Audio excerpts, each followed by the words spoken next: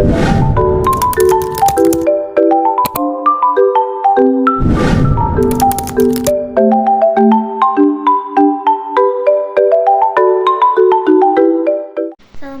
warahmatullahi wabarakatuh. Perkenalkan saya Walia Muharrami dengan NIM 123111003. Nah, di sini saya akan menjelaskan hasil rangkuman dari buku Perkembangan Bahasa dan Literasi Anak Usia Dini. Yang pertama adalah perkembangan bahasa anak. Nah, perkembangan bahasa anak ini dimulai dari hasil komunikasi antara keluarga dan anak itu sendiri.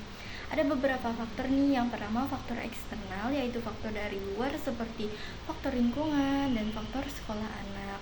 Yang kedua ada faktor internal atau faktor dari dalam. Dan yang ketiga ada faktor egosentris atau faktor dari anak itu sendiri. Yang kedua ada kecerdasan berbahasa anak. Faktor dari kecerdasan berbahasa anak ini yang salah satunya yaitu pembawaan atau dari sifat dan ciri khas anak itu sendiri. Terus ada jenis-jenisnya. Yang pertama jenis intelektual atau dari pengalaman anak tersebut. Dan yang kedua ada emosional atau anak itu bisa kayak mengekspresikan dirinya dan mengendalikan emosinya. Dan yang ketiga ada faktor jenis berbahasa. Ada beberapa ciri-ciri anak yang mempunyai kecerdasan berbahasa. Yang pertama, anak itu suka berimajinasi. Anak itu tuh mudah berimajinasi. Dan yang kedua, anak itu tuh kayak kalau misalnya dengar kosakata baru atau istilah baru, dia tuh lebih cepat paham, cepat mengerti gitu. Terus ada anak juga lebih suka menulis dan membaca. Untuk model permainan anak itu bisa aja anak itu lebih suka bernyanyi. Jadi kita menyanyikan lagu, jadi anak itu tuh bisa menambah wawasan berbahasanya.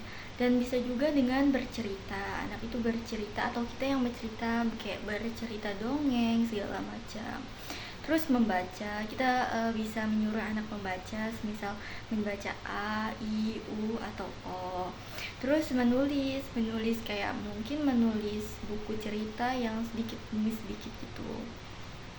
Untuk media pembelajarannya ada beberapa. Yang pertama melalui media audio, kayak musik, mungkin menyanyi, jadi anak itu bisa lebih paham dengan bahasanya. Yang kedua bisa menggunakan media visual atau buku cerita yang gambarnya menarik. Terus yang ketiga ada audiovisual, yaitu mungkin bisa jadi film atau sosiodrama. Dan yang ketujuh ada literasi keluarga. Nah, keluarga ini sangat penting ya untuk anak, karena dalam perkembangan anak, apalagi perkembangan bahasa, keluarga itu lebih dahulu memberikan stimulasinya. Jadi keluarga sangat penting sekali untuk perkembangan berbahasa anak. Yang ke-8 ada asesmen berbahasa anak.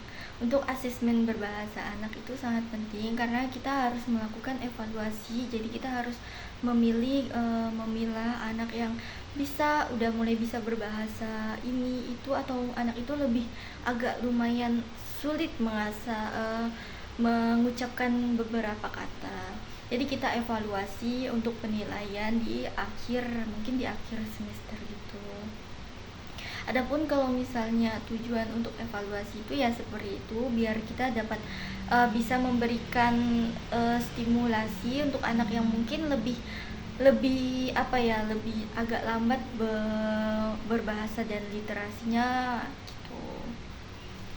gitu. Sekian dari saya, terima kasih. Wassalamualaikum warahmatullahi wabarakatuh.